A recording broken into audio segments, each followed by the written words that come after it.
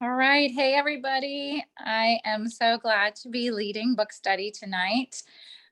We're on the slight edge in chapters 7 and 8, which were really good. I will say this is out of my comfort zone to do this, but I'm happy to step into this. So let's just jump in. I loved the quote on chapter 7 when it started out by Albert Schweitzer. I guess that's how you pronounce his name. It says, "Success is not the key to happiness, but happiness is the key to success." So I thought that was great because, we can aim for success thinking that we're going to be happy, but the truth is, we need to learn to be happy and discover that, and that will bring about our success. So chapter 7 starts off with Siegelman's pursuit of the science of happiness. And if you see me looking over, I'm looking at my notes here. It was a neat journey how he kind of talked about his friends and how they came on, and they just kind of studied the science of happiness. I thought it was hilarious. It was like they really got serious about figuring happiness out. And what he determined was it's not something that you pursue or chase after. It's not something that's sort of out there, but it's actually something that you do. So it's the lots of little things. So that's what we're learning. It's the little things that you do, the simple day-to-day things that we do that we can easily not do, that make the difference. So what I love about it, he was saying it's not the far out there stuff, the out of reach kind of thing, but it really is the simple day-to-day thing. So the truth is that happiness is created by simple, easy things we do every day. And unhappiness is created by the simple things that we do or we're not doing every day. So my question is, what are some of the things, like the small, simple things that you can do to create happiness in your life?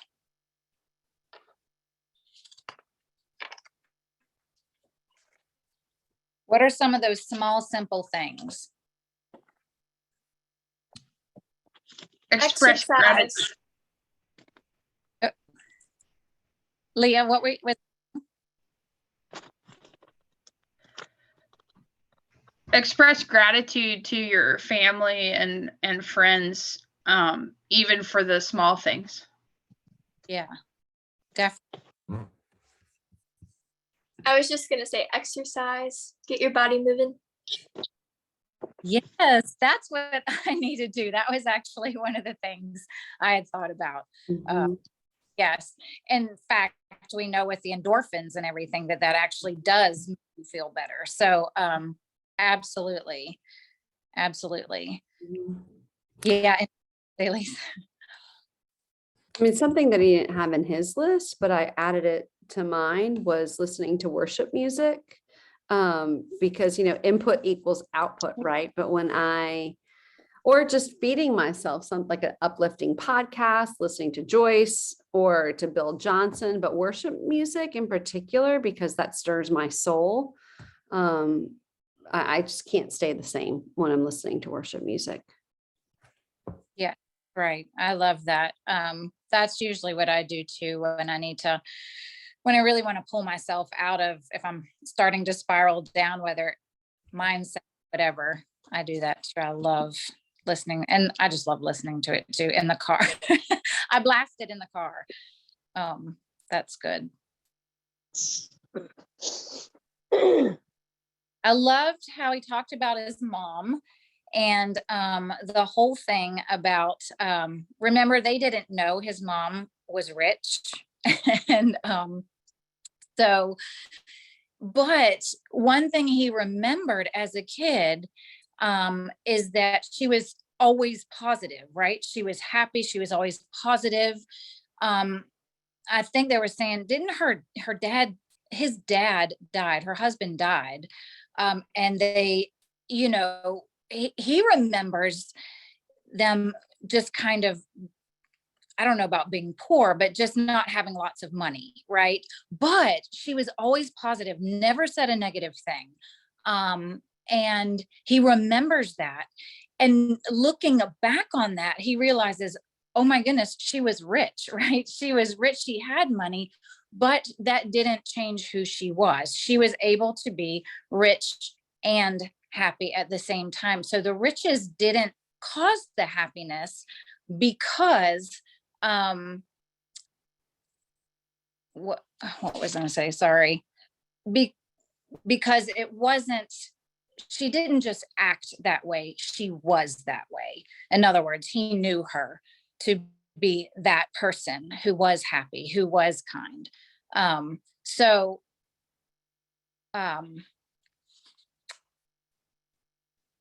It says, research shows that people who are happier have fewer strokes, fewer heart attacks, pain, inflammation, greater immune function, more resilient personality. They handle adversity better, better work performance, and so on. So scientifically, people that are happy actually are healthier. And I think that's amazing. And we do know that, when we hold in like grudges, and when we can't forgive, that actually affects our body. So I love that science is just saying what the Bible says. That's why we're supposed to love and forgive and, walk in joy and peace and that kind of thing. So he says, happiness isn't the result of getting all the stuff right, but something you can do right now that then leads to getting the other stuff right. So it's being happy, and then the other things fall in line. Success will fall in line. It's not success and then I'm going to be happy.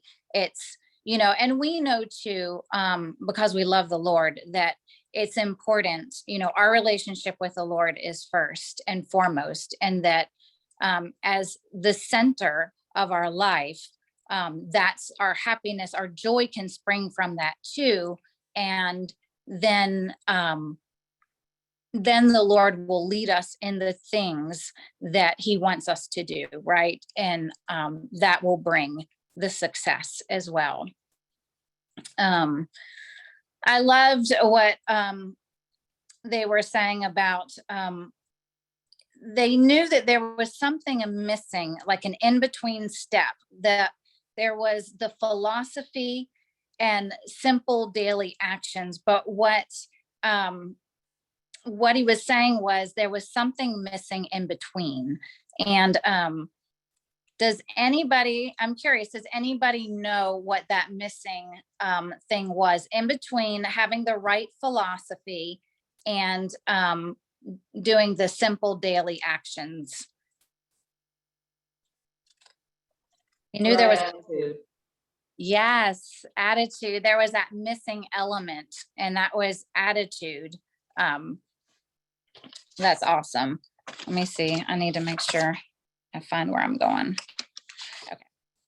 So, why is attitude so important?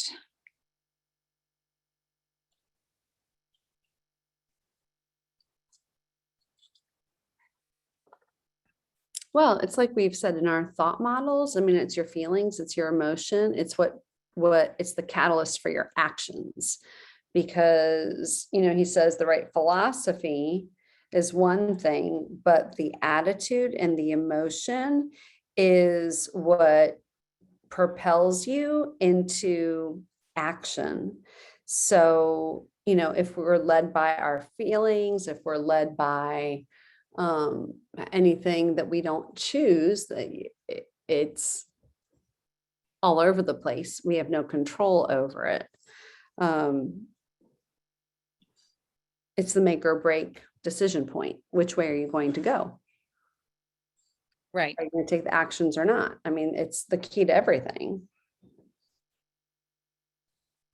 I love that. Yeah, your attitude is the thing that translates your abstract understanding into concrete actions.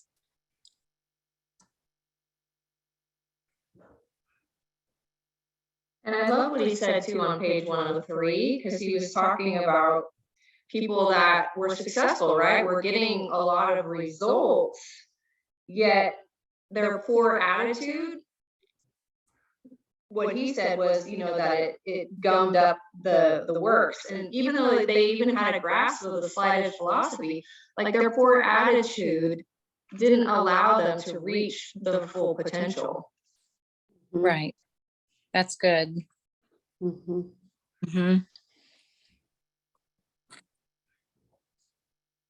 I mean, I think so much of what he's saying, it's like so many people think that happiness is a destination versus happiness is something that we cultivate in the now, and having and choosing gratitude and happiness and choosing the right attitude is actually what allows us to gain that success. Mm-hmm. Versus when I'm a diamond, I'll be happy. When I get the step 3 incentive or develop a silver, I'll be happy. When I finally get a business builder on my team, I'll be happy, and that will motivate me. Well, no. We choose the attitude now, and then the rest will come. It's that belief issue, the belief piece. Mm-hmm. Because there will always be something, there will be the next thing. And that's why people can achieve great things and be unhappy, Right. So it's not about achieving the great thing. It's about, for us, loving the Lord. It's about hearing what he says, doing what he says. And so when we do that, we're careful about our attitudes. We're careful about our actions. I mean, we're building character, and character or attitude leads to success, so, and the Lord's, in that, because that's his word. So it goes on to talk about happy habits. The slight edge plus happy habits equals success. I love what Sean, I guess Aker is his name, teaches, the 5 simple things that we can do every day consistently. And over time, we're able to have significant and measurable happiness. So the 5 things are, each morning, write down 3 things that you're grateful for. I love that. I think gratefulness is huge. 2, journal for 2 minutes daily, 1 positive experience you've had in the last 24 hours. Meditate daily, do a random act of kindness over the course of each day, and exercise for 15 minutes daily. So I love all of them, but I'm curious, did anybody try this? Was there anybody that took one of these and tried working on one of these?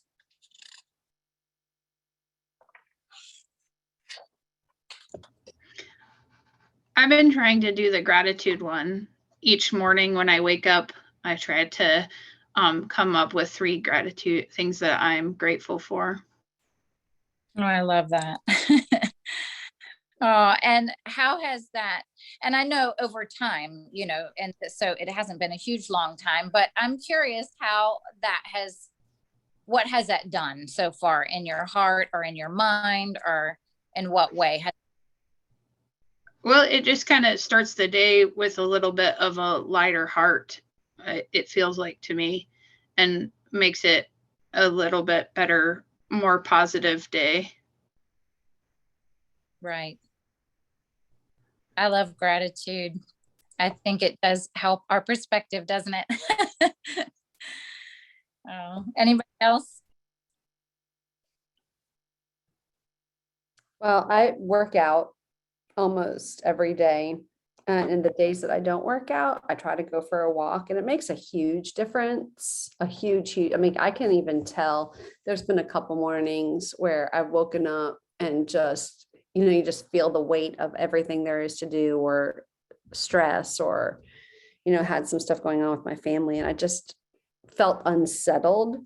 And then after I worked out, and I did spend my time with the Lord, but I'm telling you, after I exercise, it makes such a huge difference, physiologically for me, even not just my mood, but my energy levels. But I am going to start, I want to really focus on number 1 and 2. I want to start all of them, but he said, don't do everything at once, because I really want to build the habit. But writing down the 3 things we're grateful for, because I love what he said, do not write down the same thing over and over again. You have to come up with 3 different ones. And, like my family, my house, my this, my that. It's just like the things that normally come to mind. But after a week, you're going to have to start to dig. What are you really thankful for? And building in that habit to look. I love what he said. It trains your brain to search for circumstances and hunt for the positive. Right. I absolutely love it. So, and I think that can go hand in hand with the journaling, because a lot of times I'm thankful for a circumstance or something that happened, and to go back and to be conscious of that and to be thankful for it really helps me. It really helps me. Well, in that system that you spoke about a few weeks ago, Michele, and like getting to know people, I feel like that really feeds gratefulness, and you can really come up with a lot of things you're grateful for when you're making connections with people. I love that, Laverne. I'm so glad that's helping.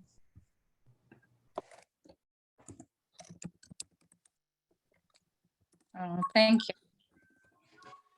So I'm going to move on to chapter 8, because I think chapter 8 was my favorite one of the 2. There was so much in it. I love how Jeff talked about how the slight edge went far beyond what it could do for us, but would change the lives of people around us. So he was saying at the beginning, he was talking about, how he was thinking about, it helps with my health, my finances, my happiness, it was like all this and then he realized, it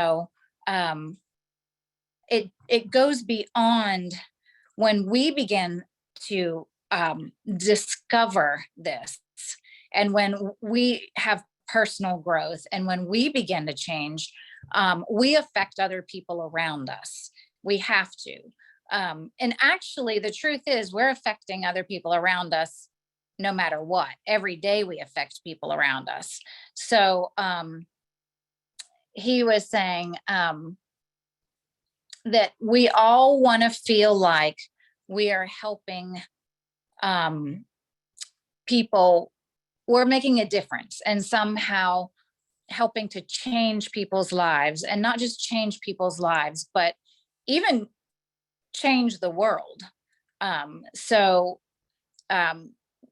was thinking about how we do that in Plexus. So we are, as we grow in our personal walk with the Lord, as we grow in our just personal growth to leadership, all of that, that is going to affect people on our team.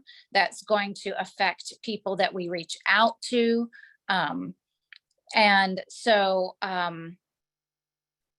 I love how we can apply this, and really see how important it is for us to grow in our personal walk and make, a difference in people's lives. So my question is, as you apply the principles in this book, how have you seen change in yourself?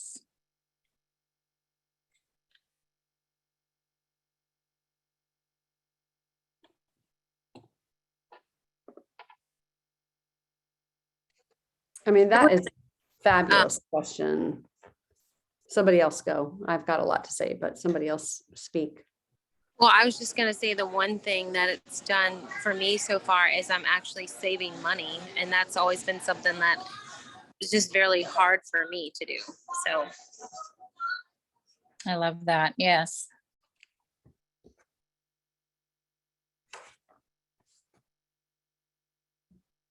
That's actually something that Ruben and I have talked about recently, is the fact that we want to start saving, even when you don't make a ton of money, you can still save. And so we've had those conversations because of this book.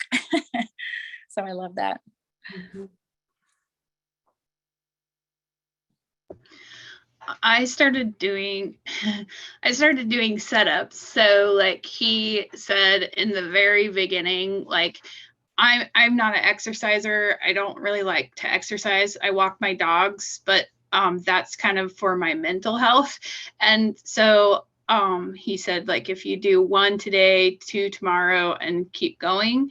And so I've started doing that, and I actually marked it down on a calendar and each day adding one. Oh, that's great. That's good. I love to, not starting this huge thing, this overwhelming thing, but the small steps, the small, simple steps that we take. So yes, starting with something small and adding to it is so good. Mm-hmm. Debra, tell me again your exact question. So as you apply these principles in this book, how have you seen a change in yourself? Oh, gosh.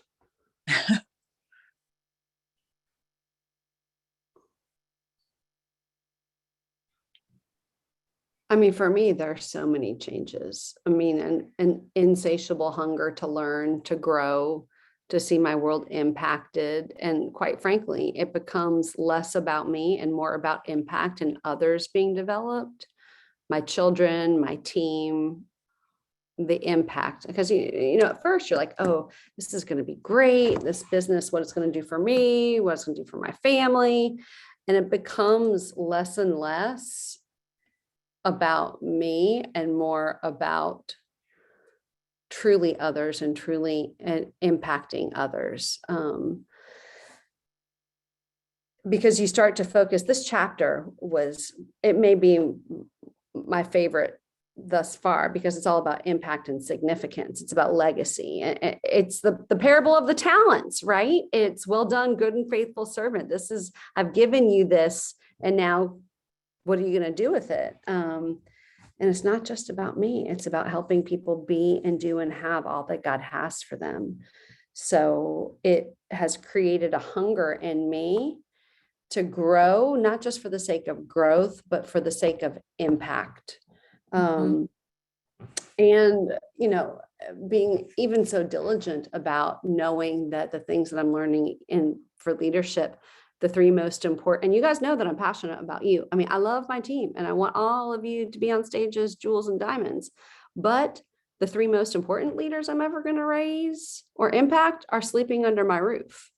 And I plan on going pretty stinking far in life, but they're going to far surpass me. So significance 100%, that desire. You're such a good leader too. I mean, I love it because you're leading well, you're helping us to learn to lead well. So I love that. It's funny because, my husband and I have been on the mission field, and I've always had a desire to help people and love people and minister to people. But it wasn't until I became part of this team and under Angela, realizing, oh my goodness, I need to grow myself, because if I do, like he's saying, I can affect other people in a different way than I've really ever have before. And when I started here, with Plexus, the Lord told me that you're going to be a connector. I want you to be a connector. That's part of what you're doing here, not just helping people feel better, which is super important and I love doing, but also, like he's saying, because of, our attitude and our actions changing for the better, Mhm. I want to be able to impact the people that are on my team and that kind of thing. So, yeah, I'm just looking at the time now because I don't want to go Good. over. You're doing great. Okay, so the same kind of question, but in the business of Plexus, as we begin to reap the benefits of consistent IP follow-ups, posting, how will this affect those in our business?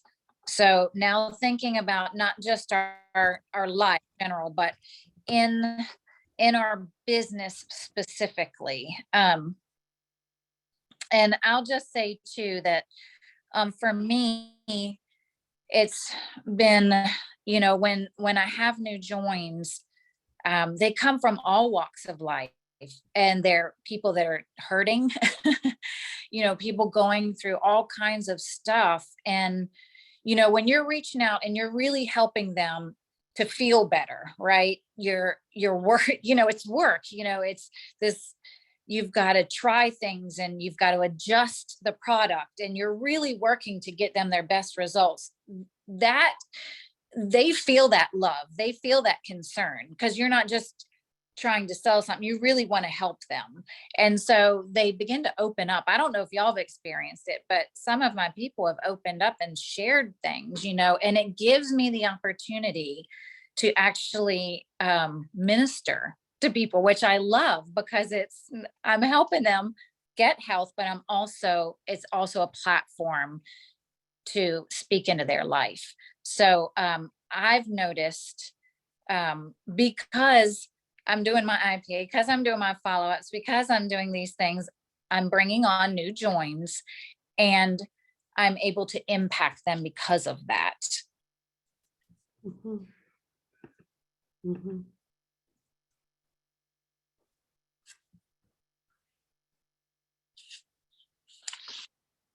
I think we Sherry, can also look at like just look at the ripple effect that we're having, not just on our team, but all the way down. I mean, think about even just like the levels on this call right now. Angela's my level 2, Madison's my level 3, Melanie's my level 4, right? I mean, ripple effect. Like when I think about, I think about Brittany, and I have tried to, not always, but now very, very intentionally try to model my leadership style after her. And like what you just said, Debra, you're learning from me, I'm learning from Brittany. Talk about ripple effect. She's Yeah. learning from Fallon and John Maxwell. I mean, one man, how he's affected all of us, right. and just the way that we have that ability to affect, like you have the ability to affect as many people as Brittany has. And more so because there may be 10,000 people in Freedom Team, but that's not including husbands and children and families that have been impacted. I mean, think about the thousands and thousands and thousands of people that have been impacted by her. And then you realize that you can have that same impact simply by continuing what you're doing and being intentional about sharing that and seeing it throughout. Like my desire is that we have leaders raising up leaders throughout the organization. It can't, if it stops at level 1, 2, or 3, or even 4, we failed. But it has to keep duplicating down that. So that's partly why, as we're creating all these systems and new things, the lens through which I'm viewing things is what's duplicatable, what can we replicate, what can be, because if it's just about me, big deal, that comes and goes. But if it is something that we can pass on, like these principles, it could change generations forever. That's right.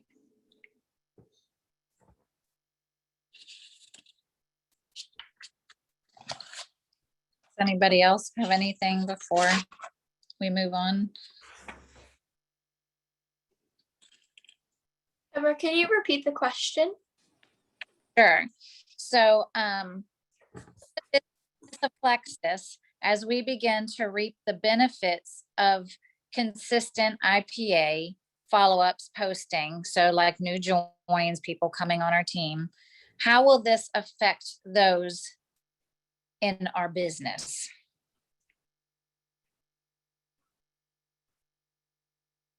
So in other words, what we do every day, if we're consistent, how does our reach in doing all these things affect those, like on our team, in our business? I mean, I think the easiest way to see it is speed of the leader or speed of the team. And, you know, in Get Over Yourself, she says that your people will only do half as much as you do. So if I'm sending out 10 messages, I can expect my level ones to be sending out 5. But how can I expect anybody to do something that I'm not willing to do myself? But if I'm consistently recruiting, if I'm a level 5 leader, right? For those of you that were on, I mean, a level 3 leader producing results, you've got to be able to produce results to have respect, right? And leadership is visible. People will do what they see you do. So as you continue to do the things and lead from the front, your team will do the same. So that's why, you know, that's a weighty burden, but it is also really exciting when you're focusing and doing the right things. Yeah, I think one thing for me, I don't know if this is like a direct answer to the question or if I'm twisting it a little bit, but one thing that I've noticed for me is that if I am actively growing and like pushing myself outside my comfort zone, then like I have something to share with somebody else who like I'm encouraging them to get outside their comfort zone. So it's like raising my leadership lid and then it's like giving them permission to step into the same thing. And I mean, I've seen that with Angela too, like as she's stepping up more and more and more, then she's like pulling me up and I'm like, well, dang, she just let a call. Like I can probably say yes to this too. Or as I'm doing my personal development or reading a book or something, and I have a nugget, like Brittany always talks about, I have a nugget in the beginning of the day, 9 times out of 10, somebody else needs that nugget too. And the Lord, he's funny how he works with those things, but there's been so many opportunities that I have to share and give of some, like give of myself, give of some wisdom that I received just from being consistent and showing up, even if I didn't feel like it that day. So right. That's awesome. And that encourages us when we realize that that nugget really helped that person, you know, because then we know, Lord, I did hear you, you know, and we know that that totally blessed that person and whatever it was that, you know, they needed to hear that. So I love it. Thank you. Okay, guys.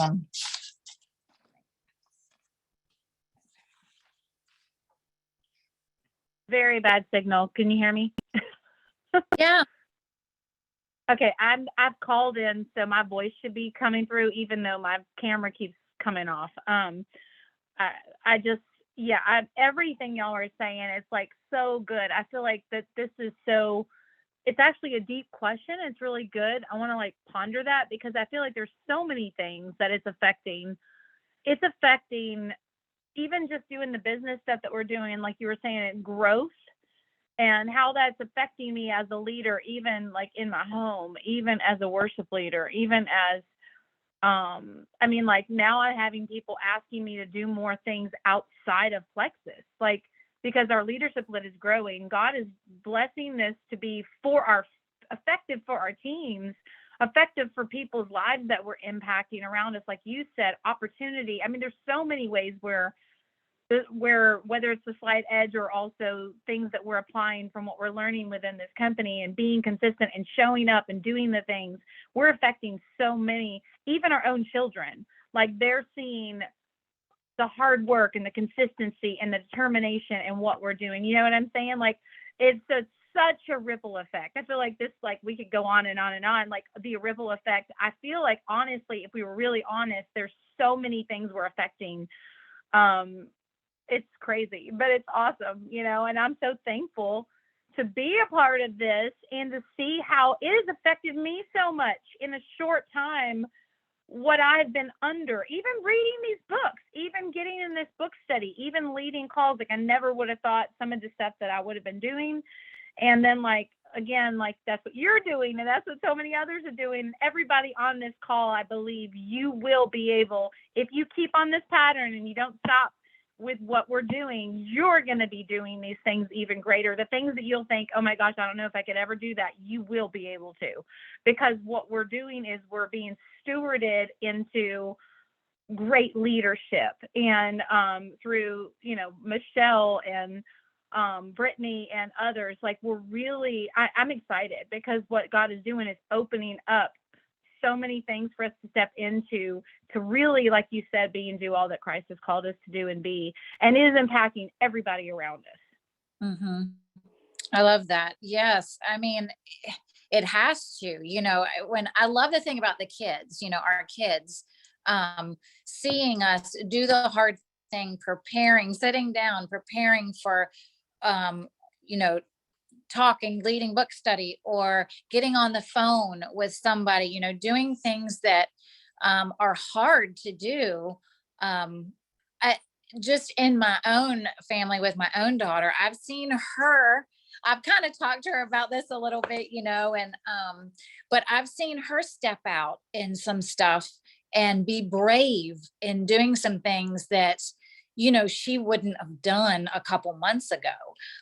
So it is neat. I love how it's impacting our families. Like you're saying, it's impacting people around us in our church. It's not just Plexus people, but our family, our husbands, all those that are around us, our friends.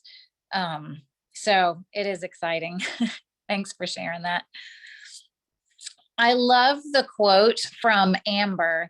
She says, I believe we're here to learn and grow and to become so abundant in belief in ourselves that we finally tap into the full potential of the greatness that is within us and share that greatness with the world. And so that's what we're talking about. We're tapping in to what the Lord has for us in growth and personal growth and leadership growth and all of the things. And we are going to impact the world. I believe we will impact the world. We're impacting those around us and greater, and we can ask the Lord to help us impact, in a greater way too. She says, growth creates abundance, and that abundance in turn creates responsibilities. I loved this. Achieving greatness in anything isn't simply a matter of taking the steps that get you there. It is also a matter of being willing to pay the price. And that price is responsibility. So with growth, we have abundance. And with abundance, we have responsibility. So in what ways has the growth in your life opened the door to new responsibilities? So it's kind of a two-part question. Number one, what is the growth that you've noticed in yourself specifically? Have you noticed one area specifically where you have grown? And what new responsibilities has it created for you?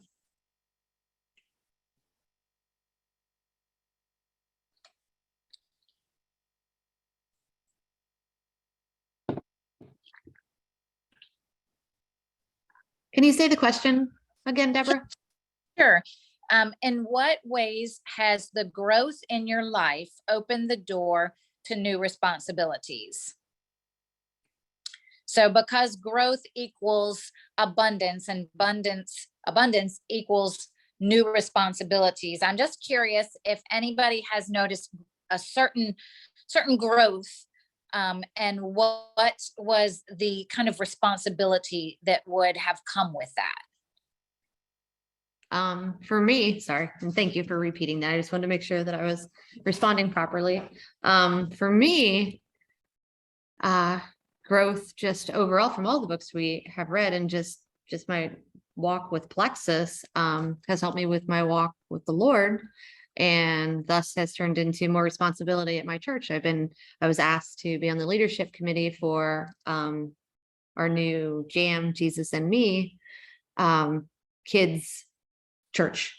So all the past year, we did that, and I was part of that leadership team, and now even teaching, kids church and being a part of that. So it's a lot more responsibility and something I never thought I would, see myself doing. And just so thankful that the Lord has, raised my leadership lid here to where it was seen and I was asked to be on it. So that was it's really been fun. Lord has been directing me and different things. Oh, and also I do, because of Plexus and growing the leadership lid, I do all of our social media for our church too now.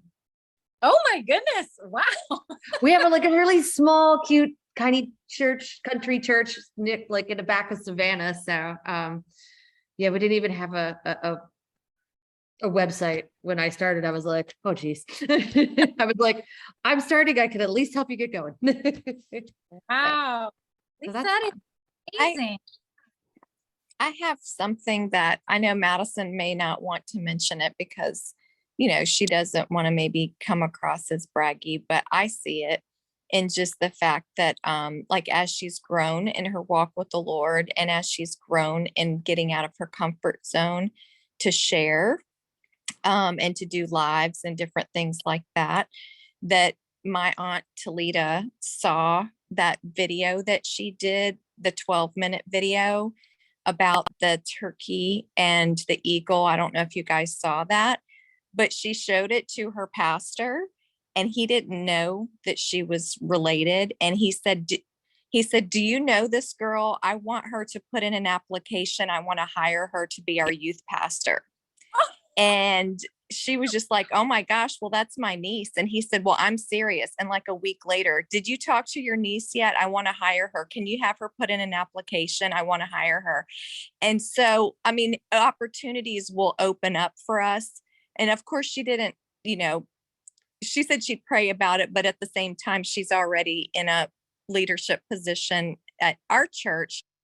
Right. But just the fact that as we grow and as we, put ourselves out there, then there are going to be more and more doors of opportunity that will come open for us. And then that is where we have to be careful though, and pray and make sure that we're saying yes to the things that the Lord would have us to do and not try to say yes to everything. But it was just a very flattering moment for her to have someone recognize that growth in her. And that, anyway, I was flattered too. I was just like, oh, I mean, I think she's wonderful, but just to have that, it was just kind of a cool moment. Oh, wow. I love that. And congratulations, Madison. That is amazing. And even though, she may not take that position, still, you're right. I mean, it's amazing, what he was saying too, about the fact that we're always producing something, right? We're either producing goodness or not goodness, we're moving in a direction. And so it's great, for her that she's been moving in leadership and that people see it. They absolutely see it, and so that is amazing. Thank you for sharing that. Hopefully that was okay, Madison, but that is awesome. So awesome. I'm so glad your mom shared that. Well, like you said, we're all influencers. We're either influencing for good or we're influencing for bad. Either way we want to look at it, we're influencers. And so it's just, we do have a responsibility, I feel, as followers of Christ, to make sure that we're being good influencers, And I love what you said, Melanie, about it causes us to really discern the good from the best and what are we supposed to put our hands to. Like even Angela said that, and this is why I feel like I need to say this because it's the second time it came up. Like even she's getting more invitations to do things. Here's the deal. There is a leadership crisis in our culture. And so the more you raise your leadership lid, the more people will see and notice, and people are hungry for true good leadership. They are hungry for strong leaderships. You don't even have to look at the headlines in the paper. You know that we are in a leadership crisis all over, even in the church. So, and 100%, Melanie, this is why you need to have wisdom and discernment, because every time you say yes to something, you're saying no to something else. So it causes us to be very humble and say, okay, God, what is your perfect will? What are the things that you've put in my heart so I can say yes to the good? Say no to the good and yes to the best, because you will never have a shortage of opportunities. Ever. The higher I get, the more opportunities I'm getting. But that doesn't mean I'm supposed to take all of them. I've had to say no to some things. So it really, it does create responsibility. That is a weight of responsibility of leadership. Opportunities is a weight, it's a responsibility. So to know what to say yes to and what to hold back from, and knowing just because that you can fulfill a need doesn't mean that you're always the one that should fulfill a need. Right. So huge point, Melanie. I love that. One of the things that I learned too early in ministry when I started serving is that when we say yes to things too often, that we're actually stealing an opportunity for someone else to rise up. Because just because you can lead and just because you can juggle 3 things at one time does not mean that you need to do that, because there's 2 other people that could potentially be pulled out of their comfort zone, right? Encouraged and given an opportunity to lead. And if we say yes all the time, then we're like taking all the spots. So like you said, there is a need for more leaders, but it's the leaders need to be developed, and we have to give them that opportunity to step into that spot so that they can. And I feel like that's what you're doing with our new group, is that you're creating a space for each of us to step in and be developed as leaders instead of just watching other people lead. 100%, Melanie, 100%. I know we got a little time left. I'm looking at the clock trying to see. Oh, sorry, Deb. No. That was so good. I would not want you to not say that. That was very important. That was a very good point. So good. Thank you. And I'm really wrapping it up here anyway. Amber loved Will Smith's quote. I don't know if y'all read that or remember it, but it's, I want the world to be better because I was here. I want my life, my work, my family to mean something. If you're not making someone else's life better, you're wasting your time. Your life will only become better by helping make others' lives better.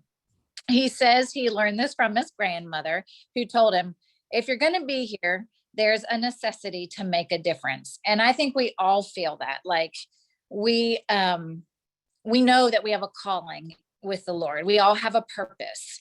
And we feel the weight of responsibility as we grow to fulfill the destiny that the Lord has for each one of us. And each one of us does have a destiny. So I love that. So let me just quickly, I'm going to skip over a few things, but I love this. A single thoughtful, committed person can change the world.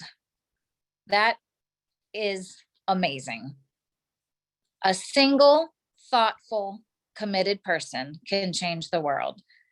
I wanted to just quickly share something. There was a video about Alma Longa in Guatemala.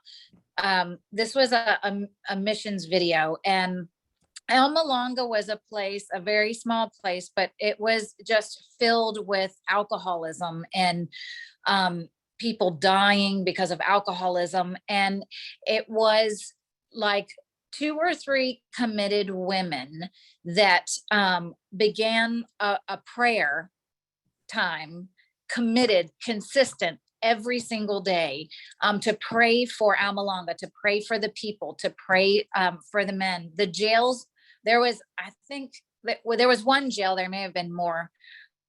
They were full all the time. And because of their consistent prayer, their little prayer team grew. And it got to the place, I'm kind of making a long story short, but it got to the place where Almalonga now doesn't have a jail because they don't need it. Their families are just, in a better place. They were agricultural community. And because of all of that was going on with the drinking, it impacted even what they could grow. So they weren't being able to grow much produce, which meant they didn't have the money for, the things that they needed. So through this prayer, the jail shut down. The families were restored. They were growing carrots the size of arms. And I mean, it was like the Lord blessed everything, right? And it was the ripple effect. It was the consistency of those 2 or 3 women that didn't fail to get together and pray and be consistent and pray and pray and pray. And it changed literally their town, but it's changing the world because of the story. So the story of this little place, Almalonga in Guatemala, is changing lives all over the world. So I love that. A single, thoughtful, committed person can change the world. Absolutely, 100%. So my question to you, and we may not have time to answer it, but the last question to you would be, what does your ripple effect look like? So with that, I will hand it back over to Michele. Gosh, Debra, this was so, so, so good. You did such a great job. What was that last question? What does your ripple effect look like? I mean, we really won't know until later, but this call is part of my ripple effect. And it's part of your ripple effect.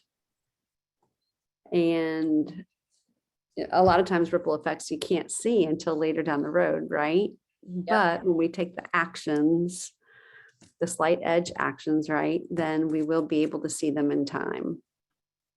So legacy, legacy, legacy, multiplication. Debra, this was so good. And I really, really hope you guys are like writing, journaling about this and really contemplating these chapters, because knowledge puffs up, but applied knowledge, that's wisdom, and wisdom is everything. Debra, thank you. I know you put a lot of time, energy, and heart into these chapters. And if it's okay, I'm just going to pray for all of us, especially on the end of this chapter, for the ripple effect, because that's what we want. This is not about us, but it's about being faithful with what God has given us. So even in that, Lord, we're just praying to you now, God, that you would help us to be faithful stewards of what you've given us, Lord, that we would be the servant that gains the tenfold back, that we would be faithful, and that we would use what you've given us wisely and gain a return tenfold, 100-fold back, so that we could give it back to you, Lord. And we would hear you say, well done, good and faithful servant.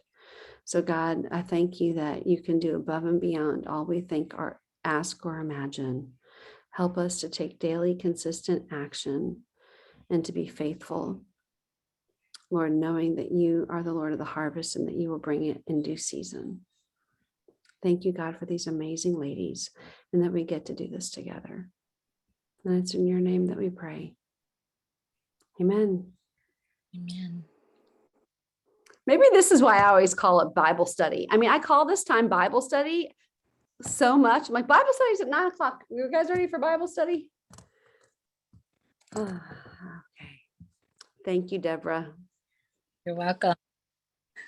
Okay, guys, we'll see ya on Monday, if not before. Have a great night. Thanks. Good night. Bye. Night.